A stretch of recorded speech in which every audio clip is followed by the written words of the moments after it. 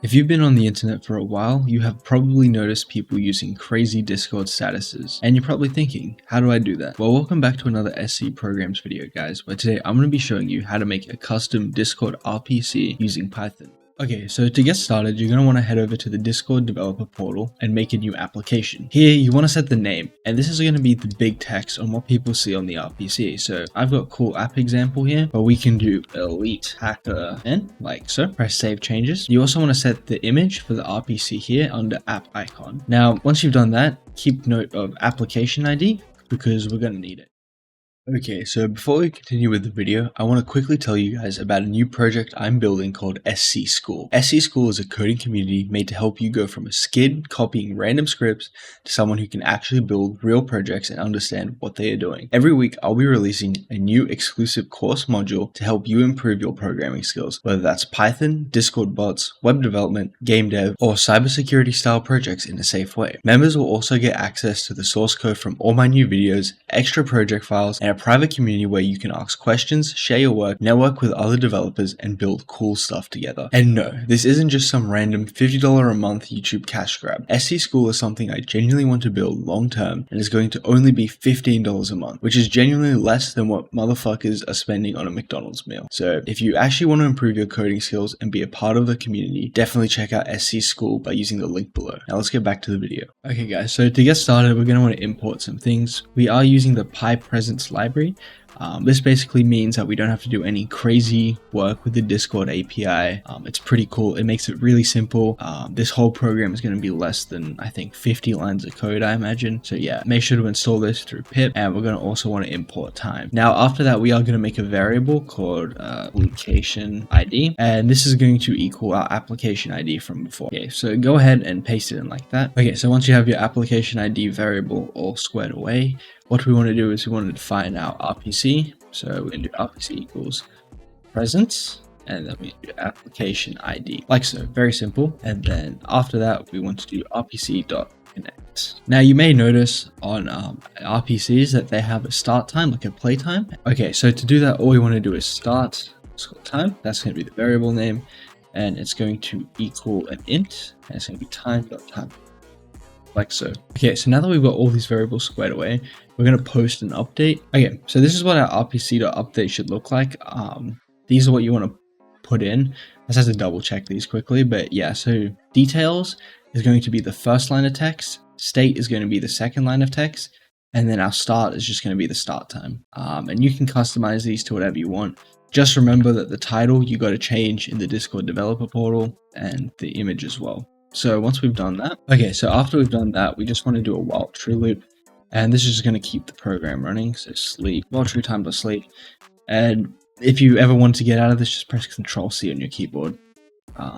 Actually, we should do an accept statement, accept keyboard interrupt, and then we're going to do, sorry, we got to put this in a try. If they do press Control C, we should do the right thing, and that's close the connection. Okay, there we go. So that closes the connection, and yeah, this is basically all of it, guys. Now, what you could do is you could make this a little better, a little more, I guess, dynamic maybe is the right term, and we could add some input. So what we might do is we might set the, and that is going to equal an input. So we'll do equals input, like so. Just duplicate that. There we go. And we could even do this.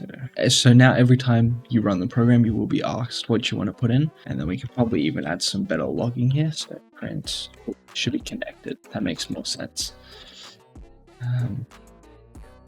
Print. So yeah, before we run it, I'll just go over it one more time very quickly for you guys. So here we have our imports. We're defining our application ID as a variable, and then we're just passing it through, and we're basically creating the RPC object, then we're connecting it. Here we're defining the start time, and then we're asking for the first line of text that they want, the second, and then we'll update the RPC. We'll print this logging, just, you know, just to do it nicely. Add a bit of logs to help the user, although, you know, it's only what, maybe really like 25 lines of code if we get rid of all the spaces. Then we have a try statement here, which just says while true, sleep for 15 seconds. The reason we do that is because we don't actually need to update this. Like we don't need to keep constantly calling it update call. We call it once, right? So this just kind of keeps the program online. And then when they want to close, we just do rpc.close. And we handle that with an except statement. So when they just press Control C, it does it nicely instead of just crashing the program. Okay, awesome. So if I have Discord up here, like so, there we go. First line of text, cool. Second line of text, Sectacker. Press enter. Now it should be online. If I go here, as you can see, we can see our app name from before, our logo, our first line of text, and our second line of text. So yeah, that's pretty cool.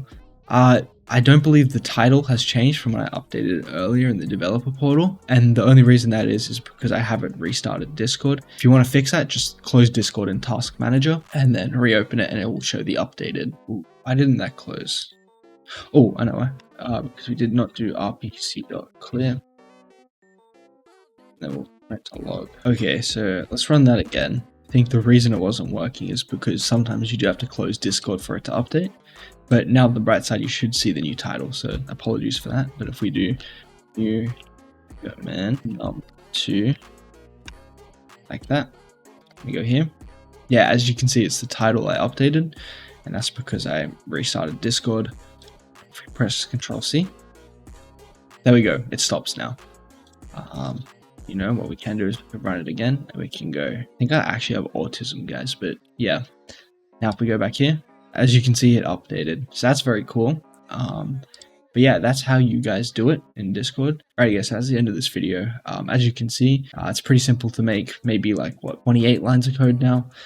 So yeah, hopefully you guys did enjoy. If you did, like and subscribe. The source code, if you can't be fucked to type this out, will be on the school community. All source codes will be on the school community from now on, guys. So yeah, definitely check that out. Highly recommend it if you are interested in actually learning how to program and developing your skills. I will be putting a lot of effort into it. So yeah, check that out.